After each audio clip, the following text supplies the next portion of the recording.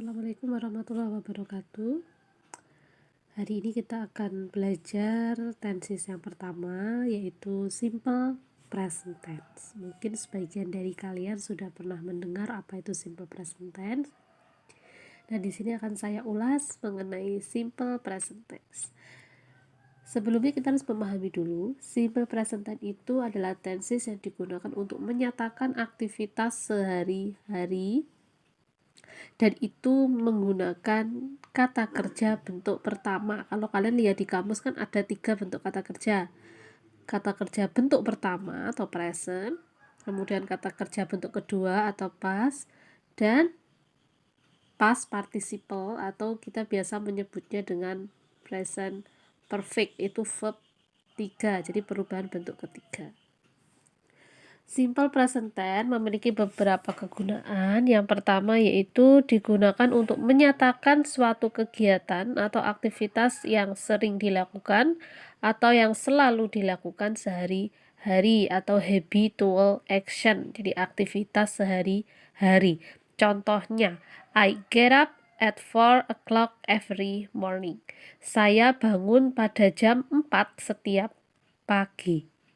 Itu kan aktivitas kita sehari-hari, bangun pagi jam 4. Kemudian yang kedua digunakan untuk menyatakan kebenaran umum atau general truth. Kebenaran umum itu maksudnya sesuatu yang sudah benar. Misalnya seminggu ada 7 hari. Nah seminggu kan nggak mungkin ada 8 hari, ada sebenarnya nggak mungkin. Nah itu ada 7 hari dan itu memang sudah kebenaran umum. Misalnya matahari terbit dari sebelah timur. Nah, itu salah satu kebenaran umum. Sekarang kita ke formulanya. Simple present tense itu memiliki 2 bentuk kalimat, itu ada kalimat verbal dan kalimat nominal. Di mana kalimat verbal adalah kalimat yang memiliki kata kerja atau verb. Contohnya, ini ada kalimat positif, ada kalimat negatif, dan ada kalimat interrogatif. Kalimat positif kalian juga bisa menyebutnya dengan afirmatif. Contohnya, they eat some cakes. They eat some cakes. Ini. They itu adalah subjek, nah bisa disingkat S. Eat itu verb 1, ya, eat. Some cakes itu objek. Ini kalimat positif. Mereka makan beberapa kue. Kemudian negatif. Negatif itu adalah kata yang memiliki arti tidak. Itu kalimat negatif. They eat some cake. Nah, ini ditambahi do not setelah subjek. Ini namanya adalah auxiliary. They do not eat some cakes. Mereka tidak makan beberapa kue.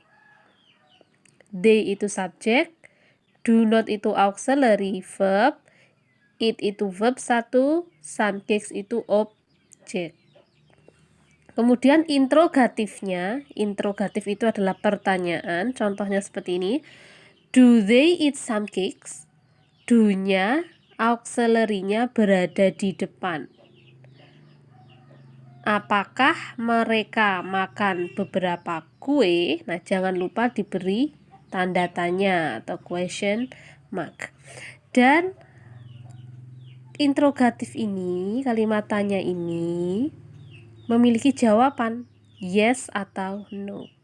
Apabila yes, seperti ini, yes, they do. Kalau pertanyaannya pakai they, berarti jawabannya yes, they do. Atau no, they do not.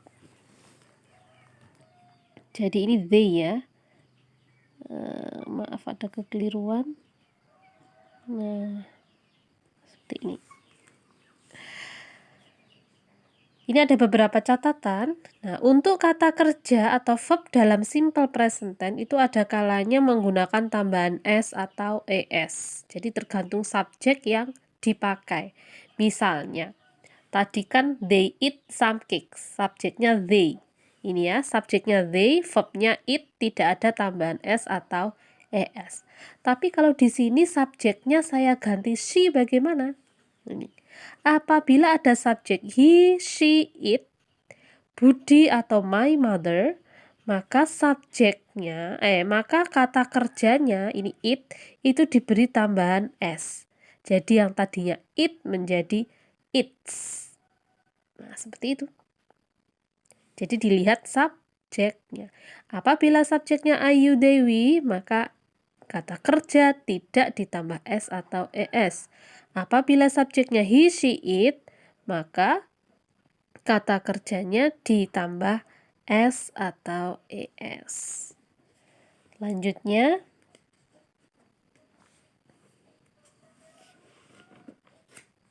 ini apabila bentuknya negatif. Apabila bentuknya negatif, maka tinggal nambahi do not setelah subjek atau does not. Nah, kapan pakai do not dan kapan pakai does not kita bisa melihat subjeknya. Apabila subjeknya Ayu Dewi, maka negatifnya menggunakan do not. Apabila subjeknya he, she, it atau satu nama orang, itu does not. Seperti contohnya. Sekarang yang interrogatif. Interrogatif tadi auxiliary-nya ada di depan. Nah, sama dengan positif dan negatif, apabila subjeknya Ayu Dewi, maka auxiliary-nya memakai do. Apabila he, she, it, nah auxiliary-nya menggunakan does. Nah, itu adalah sedikit penjelasan tentang kalimat verbal. Kemudian ada kalimat nominal. Nah, kalimat nominal atau nominal sentence itu adalah kalimat yang tidak memiliki kata kerja. Jadi di situ menggunakan subjek, to be, kemudian adjektif atau noun atau adverb. Ini coba perhatikan, subjek, to be, adjektif, noun atau adverb ini disebut complement. Apa contoh yang adjektif? Adjektif itu artinya adalah kata sifat. Contohnya, I am busy. Saya sibuk. Nah, ini subjek, ini to be, ini adjektif atau kata sifat yaitu sibuk. Negatifnya bagaimana? Tinggal ditambah not. Yang tadinya I am menjadi I am not. Kemudian interrogatifnya, to be-nya ditaruh di depan. Am I busy? Nah, am I busy? Ini sudah saya beri tanda. Apakah saya sibuk? Yes, I am. Atau no, I am not. Kemudian apabila di sini menggunakan kata benda. Kata benda itu bisa apa saja ya. Positifnya seperti ini. It is a cat. Dia adalah seekor kucing. Dia adalah seekor kucing. Nah, kucing ini adalah kata benda. Negatifnya tinggal diberi not setelah to be. Interrogatifnya to be-nya ditaruh di belakang. Untuk adverb kata keterangan, you are here. Kamu di sini. Ini adalah keterangan tempat. Here di sini, there di sana. Kalian bisa menggunakan apapun yang berhubungan dengan kata keterangan. Contohnya seperti ini. Strukturnya sama dengan yang di atasnya. Nah, sekarang to be itu sendiri. Apabila subjeknya I, maka to be-nya am. Apabila subjeknya you, they, we, maka di sini to be-nya adalah are. Apabila subjeknya he, she, it, dan satu nama orang, maka to be-nya adalah is. Dan apabila ada dua nama orang, misalnya Budi and Sinta, itu menggunakan are karena dua orang. Nah, itu tadi sedikit penjelasan tentang simple present tense. Apabila ada yang mau ditanyakan bisa chat saya. Terima kasih. Wassalamualaikum warahmatullahi wabarakatuh.